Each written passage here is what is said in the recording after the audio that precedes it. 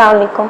हकाइक TV वालों मैं अज तुहाडी मेज़बान शाज़िया नज़ीर ते साडे अज दे मेहमान हाजरा शेख जिन्हां नाल असीं पंजाबी दी अहमियत ते महरूमिया दे बारे गल करांगे।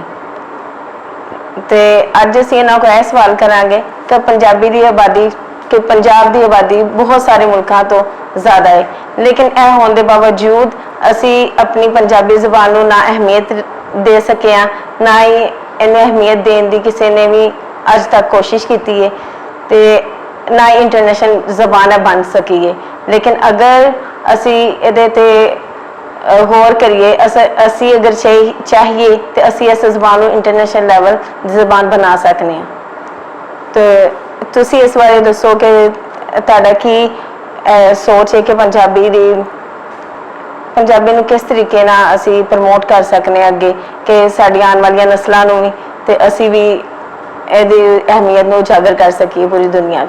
जी बिस्मिल्लाहिर्रहमानिर्रहीम। सब तो पहले मैं शाज़िया तुहाडा ते हकाइक टीवी का शुक्रिया अदा करांगी कि अज तुसी इस सिलसिले च मैनूं बोलण दा मौका दिता।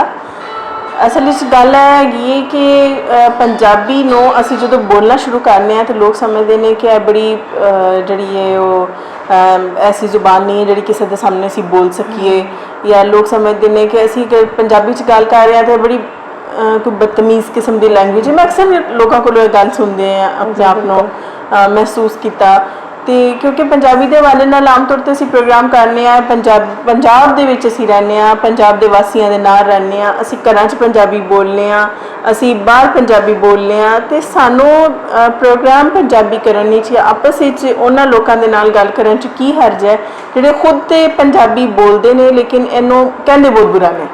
हुण घरां विच साडे अगर रेशो देखी जाए पंजाब के वासियों की, तो पंजाब च रहने वाले जिन्ने भी लोग ने वो गल कुछ इस अंदाज नाल उन्हां दा लहजा दस दिंदा कि वो पंजाबी ने, लेकिन वो पंजाबी बोलन तो कतरा रहे हैं। मैनूं इस चीज़ की वाकई अज तक समझ नहीं आई, हालांकि इहदे च कोई बदतमीजी वाली ऐसी गल नहीं है।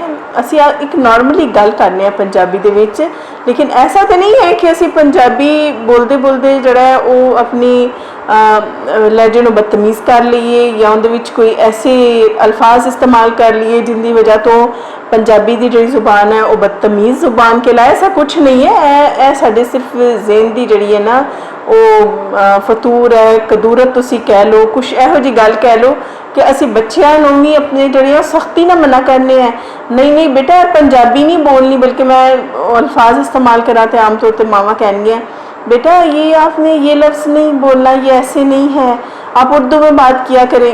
इस चीज़ ने ख़ास तौर पर पंजाब के वासियों वास्ते पंजाबी बोलना मुश्किल कर दिता है। इंटरनेशनल जी जुबान है वो इस वजह तो भी अपनी अहमियत ख़त्म कर दी जा रही है। लेकिन जो असी जो आपस में बैठे होंने तो बड़ा असी ईजी महसूस करने जो असी पंजाबी च गल करिए, अच्छा लगता है सानू कि असी पंजाबी बोल रहे हैं, पंजाबी च गल कर रहे हैं। बल्कि तुहानू मैं एक मज़े की गल दसदी जावां कि कुछ दिन पहले साडा एक म्यूजिकल प्रोग्राम अरेंज होया, तो उहदे विच एक खातून ने पंजाबी गाना गाया मैडम नूरजहां दा, ते उन्होंने मजीद फरमाइश की गई कि तुसी मजीद पंजाबी गाने सानू सुनाओ। हाँ जी बिल्कुल, यानी इन्नी आसानी नाल असी एक दूजे च घुल मिल जाते हैं।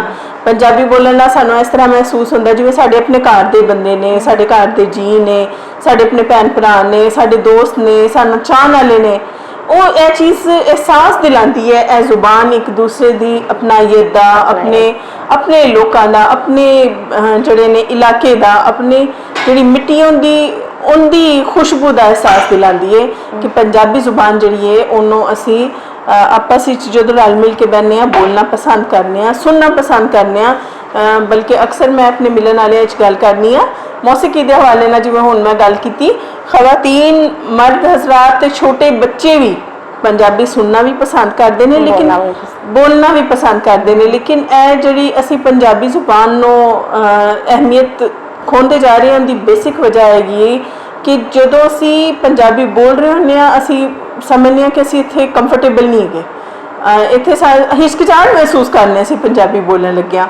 लेकिन आपस की गल है, अगर असी पंजाबी रल मिल के बैठिए बोलीए तो साडा आपस का जो एक है ना एक ताल्लुक पंजाब के वासियों का वो मजीद अपनाइत आ जाता है। तो अच्छा लगता है पंजाबी बोलना, पंजाबी सुनना, ਪੰਜਾਬੀ 'ਚ ਰਲ ਮਿਲ ਕੇ ਬਹਿਣਾ, ਇੱਕ ਅੱਛੀ ਜਿਹੜੀ ਆ ਪਾਰਟੀ ਪੰਜਾਬੀ ਦੀ ਇੰਜੋਏ ਕਰਨਾ, ਪੰਜਾਬੀ ਦੀ ਮੌਸੀਕੀ ਇੰਜੋਏ ਕਰਨਾ, ਪੰਜਾਬੀ ਦੇ ਹਵਾਲੇ ਨਾਲ ਸ਼ੇਰੋ ਸ਼ਾਇਰੀ ਇੰਜੋਏ ਕਰਨਾ।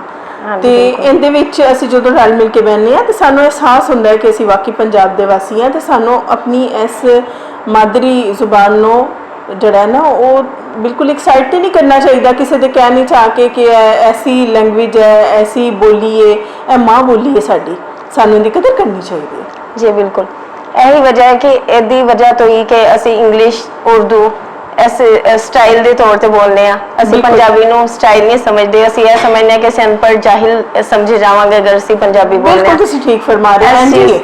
ਇਸ ਚੀਜ਼ ਨੂੰ ਮੱਦੇਨਜ਼ਰ ਰੱਖ ਕੇ ਅਸੀਂ ਪੰਜਾਬੀ ਤੋਂ ਦੂਰ ਹੁੰਦੇ ਜਾ ਰਹੇ ਹਾਂ। ਬਿਲਕੁਲ ਹੋ ਰਿਹਾ। ਉਰਦੂ ਔਰ ਇੰਗਲਿਸ਼ ਨੂੰ ਜ਼ਿਆਦਾ ਪ੍ਰਮੋਟ ਕਰਨੇ ਆ। ਬਿਲਕੁਲ। ਲੇਕਿਨ ਇਹ ਵੇ ਕਿ ਅਸੀਂ ਜਦੋਂ ਰਹਿੰਦੇ ਹਾਂ ਪੰਜਾਬ ਵਿੱਚ ਤੇ ਸਾਨੂੰ ਚਾਹੀਦਾ ਹੈ ਕਿ ਅਸੀਂ ਪੰਜਾਬੀ ਨੂੰ ਵੀ ਉਸ ਤਰੀਕੇ ਨਾਲ ਪ੍ਰਮੋਟ ਕਰੀਏ। ਬਿਲਕੁਲ। ਤੇ ਇੰਗਲਿਸ਼ ਤੇ ਉਰਦੂ ਉਹ ਠੀਕ ਹੈ, ਇੱਕ ਆਪਣੀ ਜਗ੍ਹਾ ਹੈ, ਲੇਕਿਨ ਇਹ ਵੇ ਕਿ ਸਾਨੂੰ ਇਹਨੂੰ ਵੀ ਆਪਣੀ ਅਹਿਮੀਅਤ ਉਹਦੀ ਜਗ੍ਹਾ ਦੇਣੀ ਚਾਹੀਦੀ ਹੈ ਜੋ ਕਿ ਅਸੀਂ ਬਿਲਕੁਲ ਨਹੀਂ ਦਿੰਦੇ ਬਿਲਕੁਲ ਸਹੀ ਫਰਮਾ ਰਹੇ ਹੋ।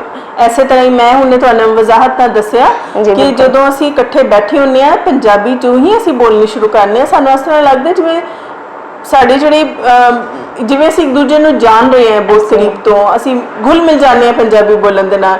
ਤੇ ਮੈਂ ਚਾਹੁੰਦੀ ਹਾਂ ਕਿ ਅੱਜ ਹਕਾਇਕ ਟੀਵੀ ਵੱਲੋਂ ਜਿਹੜਾ ਸਾਡਾ ਪੰਜਾਬੀ ਦਾ ਪ੍ਰੋਗਰਾਮ ਹੋਇਆ, ਸੁਣਨ ਵਾਲੇ ਸਾਨੂੰ ਮਜ਼ੀਦ ਇਹਦੇ ਤੇ ਕਮੈਂਟ ਸੈਕਸ਼ਨ ਵਿੱਚ ਸਾਨੂੰ ਦੱਸਣ ਕਿ ਪੰਜਾਬੀ ਨੂੰ ਅਸੀਂ ਮਜ਼ੀਦ ਕਿਸ ਤਰ੍ਹਾਂ ਪ੍ਰਮੋਟ ਕਰ ਸਕਦੇ ਹਾਂ, ਘਰਾਂ 'ਚ ਕਿੰਨੀ ਦੇਰ ਅਸੀਂ ਪੰਜਾਬੀ ਬੋਲੀਏ, ਕਿਸ ਅੰਦਾਜ਼ ਨਾਲ ਅਸੀਂ ਪੰਜਾਬੀ ਜ਼ੁਬਾਨ ਨੂੰ ਜਿਹੜਾ ਫਰੋਗ ਦੇ ਸਕਦੇ ਹਾਂ, ਉਹਦੇ ਹਵਾਲੇ ਨਾਲ ਜਿਹੜਾ ਸਾਨੂੰ ਦੱਸਿਆ ਜਾਵੇ। ਤੇ ਤੁਸੀਂ ਸਾਡੇ ਚੈਨਲ ਨੂੰ ਲਾਈਕ ਕਰੋ, ਸ਼ੇਅਰ ਕਰੋ ਤੇ ਸਾਨੂੰ ਕਮੈਂਟ ਵਿੱਚ ਦੱਸੋ ਕਿ ਤੁਹਾਨੂੰ ਅਗਰ ਸਾਡੇ ਚੈਨਲ ਦੇ ਹਵਾਲੇ ਨਾਲ ਕੋਈ ਕਮੀ ਬੇਸ਼ੀ ਨਜ਼ਰ ਆਉਂਦੀ ਹੈ ਤਾਂ ਸਾਨੂੰ ਉਹਦੇ ਬਾਰੇ ਵੀ ਦੱਸੋ।